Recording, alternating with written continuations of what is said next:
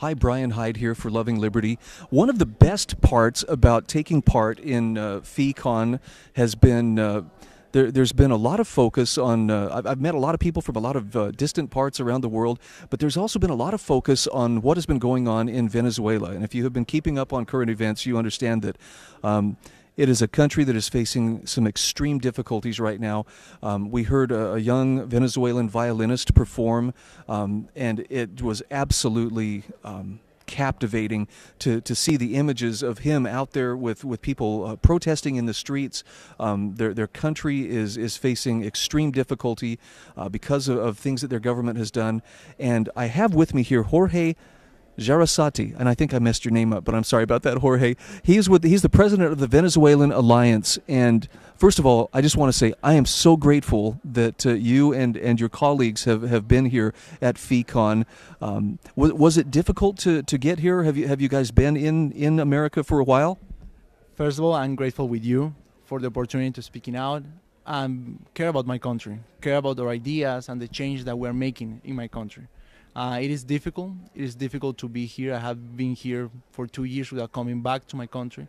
It is difficult because I'm not with them, with their struggles, with their everyday difficulties that we have in Venezuela. But being here gives me opportunity to speak on behalf of them, of 30 million people who have no voice. Because in my country, you speak out, the government throws you to jail or even throw bullets at you. And that's the difference, that here we have the opportunity of making changes, or go to international organizations and tell them the stories of these people who are risking their life for freedom. When I was in Venezuela, I was pretty involved in the protests, and alongside with my friends, we used to protest, and the government response was more police brutality, military brutality, simply because we want a different type of country. I wonder if I could get you to walk our viewers through the process. Venezuela was not always this way. I've spoken to people who had visited there and said, "Oh no, it's a lovely country," but things have changed in a relatively short period of time. Can you walk us through what happened? Yes. First of all, you don't lose your liberty from one day to the other. It's a constant process. And Venezuela in the 20th century was a very rich country.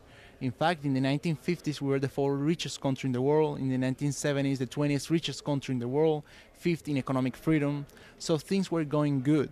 In fact, my family is a family of immigrants because they went to Venezuela escaping wars, because Venezuela was a country of peace, prosperity, and opportunities.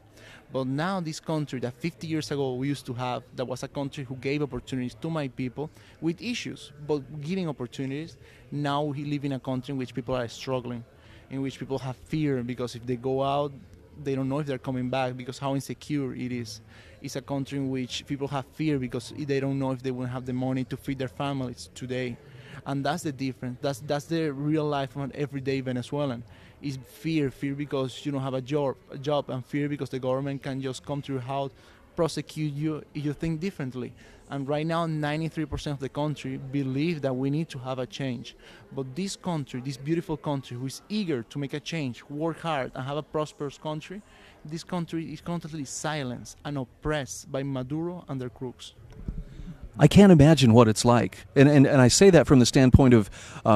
In America, of course, we pride ourselves. We're a free country, and yet people who are paying attention can observe that even our freedoms are slowly receding. And I think there's an attitude, it could never happen here. Did people in Venezuela feel exactly the same way? Look, in fact, in Venezuela, in the 60s, there was a mantra in Venezuela, an idea that scholars used to call it the Venezuelan exceptionalism. Coming from Alexis de Tocqueville, the American exceptionalism, because Venezuela in the 60s was the only Latin American countries without a formal guerrilla, leftist guerrilla, without a dictatorial regime, and was the only Latin American country with really a prosperous economy. So in fact, Venezuela was the best country of Latin America in terms of its economy and its democratic system. And now, as I said, 60 years after that, we are the worst in economic freedom, in social freedom, and political freedom. So this can happen to any country. In America, we have the beauty that we have the freedom to defend our ideas now. I tell people, you need to defend our ideas now and every single day. It's a constant fight. You cannot wait until you are in an oppressed regime to fight for liberty. No, you need to fight it every single day, public policy by public policy, concept by concept. You can go to academia, you can go to universities, you can go to your communities and speak out, because here in America we are free to do so. So liberty is something you need to defend every single day in every corner of the country.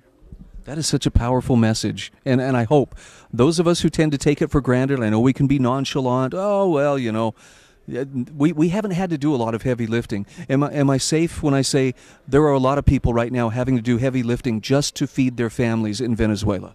Look, in my country on average, my people have lost this year 20 pounds in weight because we have shortages of food, shortages of medicines, and we don't have jobs. So my people, you know what is difficult to tell you? That in Venezuela now it's normal to see people eating from the garbage. And 10 years ago, when I was a kid, I'm 21 now. 10 years ago, when I was 11 or 12 years old, I will never imagine someone just eating from the garbage. That was even in my mind.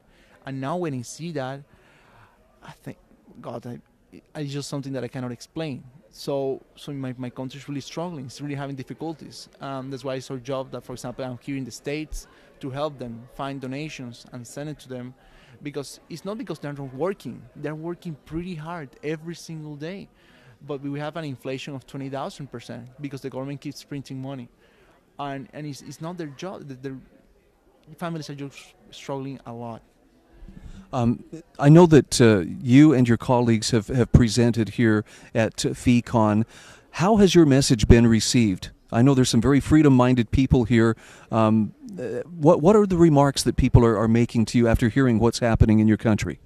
First of all, I began speaking out to the liberty community, to the liberty movement 1 year ago, and the reception has been unbelievable because we care about the same ideas. We have the same vision of a future in their countries and in my country. I have been able to speak in several universities since last year, and thanks to the liberty movement for that. And here at FEECon, people are just excited about the future. People are excited that we're making changes, and people are aware that we need to defend our liberty. We not only have a duty to support Venezuela and making changes in Venezuela, we have a duty of defending liberty in every country of the world, and we need to be united. I don't want another country, another Venezuela. I don't want other countries to feel the same struggles that we are feeling. So I think it's also our job to tell them how it happened, why it happened, and how we can prevent it. Jorge, I couldn't agree more. This liberty is something for everyone, and there has been a definite flavor of it's not just for Americans. It's for every person around the world who loves it and appreciates it. God bless you and your friends and those who are in Venezuela. I don't know what the solution is. I mean I want to step in and solve it, but I don't know what can be done. The solution is keep fighting every single day. And of course, they have the military, they have the police brutality, and they have the bullets. But we have the ideas, we have the vision, and this is our life. And not only myself, my whole generation, all my friends are pretty involved because we know that we need to change our country. We need to make changes. It's our life purpose. So keep fighting. That's the only thing that I can tell you. Keep fighting until we win. Yep. Prize the truth. The truth is more important than most any other concern. Being free is the most important thing that you can have in your life, to enjoy your life, to do what makes you happy. You need to be free first, and then you have a life. Jorge, thank you so much for visiting with us. Thanks to you, my friend. All right, we will be back with more interviews from FEECon in just a little bit. Thanks for watching.